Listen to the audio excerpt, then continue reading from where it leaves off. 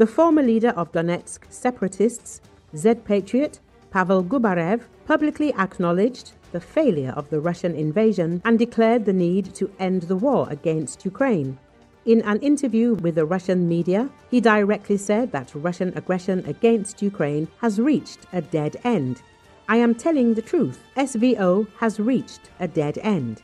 Everyone understands where we are heading. You don't need to have a history education. It is enough to have an average intellect in order to understand the retrospective of future events, Gubarev noted. He admitted that he wanted to break Ukraine by killing about 500,000 of its citizens during the war. However, during the SVO, it became clear that the goal was unachievable, since the Ukrainians were not going to die without resistance and continue to defend themselves harshly.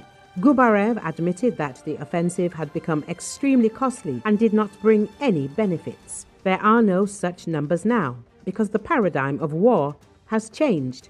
They have dug in and are sitting. We are advancing and they are killing us with these FPVs. That is the paradigm of war. And in this war, it is not advantageous to advance. Your territorial advancement on the ground does not give you any advantages, noted the Z-patriot. He stated that continuing the war in the current conditions would only lead to increased losses for Russia, and victory was unattainable. I think we need to sort things out with Ukraine in a different plane. I think there is no point in fighting to victory because it means very high casualties. A further increase in the number of deaths does not give any advantage. It only works to our disadvantage. Saying that we have already won and we only need to move forward is a propaganda lie. When we realized that we will not win, the paradigm changed. Advancement is being done with enormous bloodshed. We are not achieving any advantages by and large. We are less prepared for the challenges than our enemy. We have reached Vovchansk. How long have we been butting heads there already? How many people have we killed there? These numbers are terrifying, in fact. This is not how we continue the war, Gubarev said. He specified that there is a very bad mood in the ranks of the Russian occupiers. No one believes in victory and wants the bloodshed to end as soon as possible. Another important admission by Gubarev was that Ukrainians are not part of the Russian world. These statements by the former leader of the Donetsk separatists were a rare case when a representative of the occupation side openly acknowledged the senselessness of the war.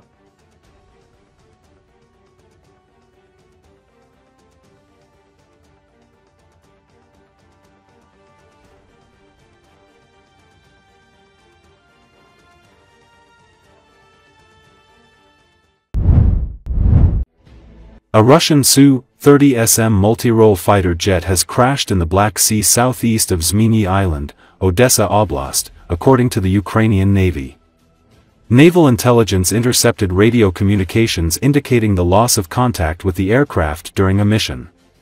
The cause of the incident remains unknown. Russian forces have launched a search and rescue operation.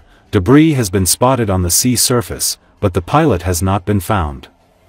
The Su-30SM is one of the Russian military's most capable fourth-generation fighters, used for air superiority, long-range patrols, escort missions, radar surveillance, and command and control. Flight Global's 2025 World Air Forces Directory lists 365 Su-27/30/35 fighters in Russian service. Exact Su-30SM numbers are not public.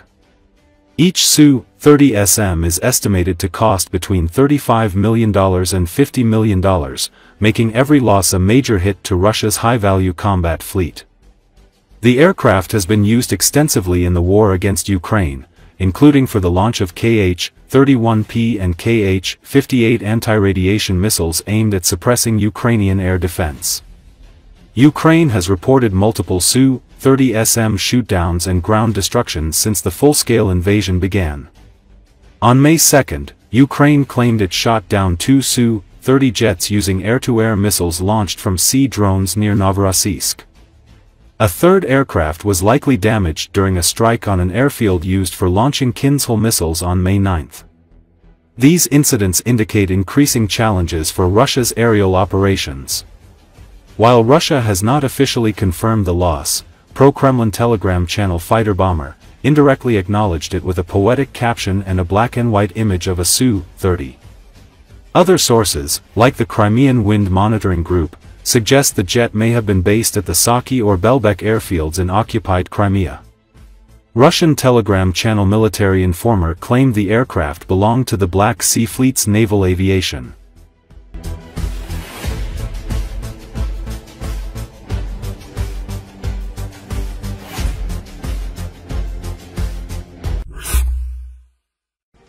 It has become known that Russians are not only withdrawing money from foreign banks, but are also actively withdrawing their funds from Russian financial institutions and in record volumes.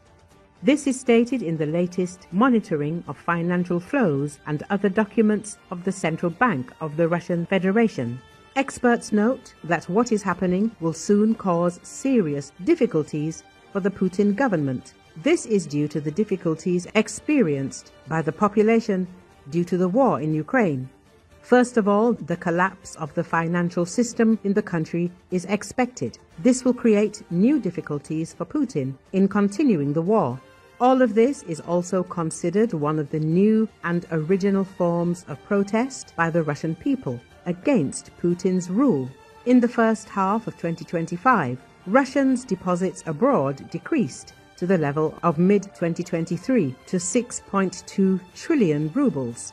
The withdrawal of funds is observed for the fourth month in a row. 25% of the money was transferred or withdrawn, or 2 trillion in ruble equivalent.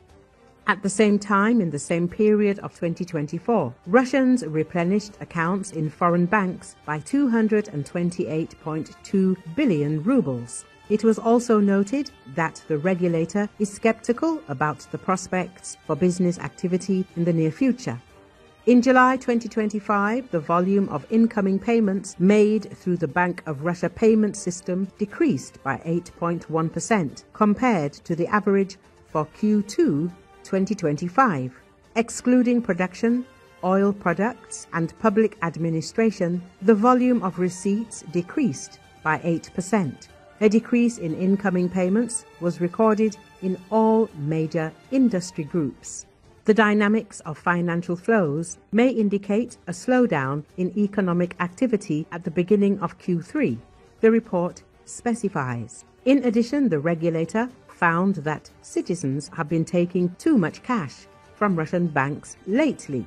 The new issue of the commentary of monetary conditions of the Central Bank of the Russian Federation states that the average liquidity surplus in July amounted to 1.2 trillion rubles. The growth of cash in circulation led to an outflow of 0.2 trillion rubles.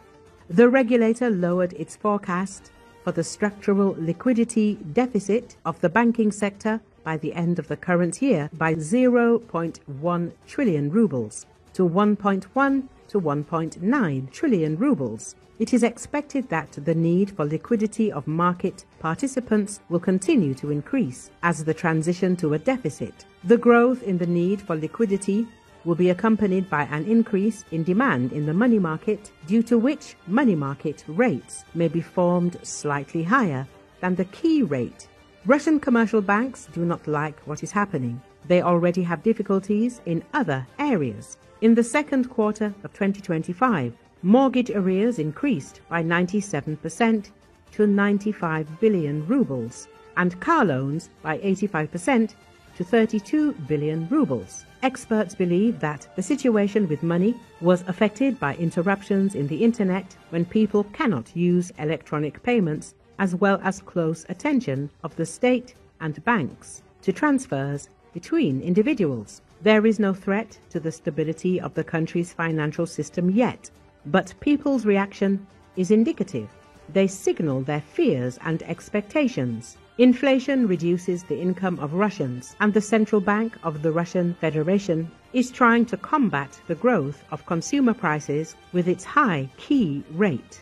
But the rise in the cost of money is precisely what leads to an increase in prices for goods and services. It is also worth adding here the regular increase in tariffs for housing and communal services. Therefore, all these signals must be taken into account in the economic development strategy of the country.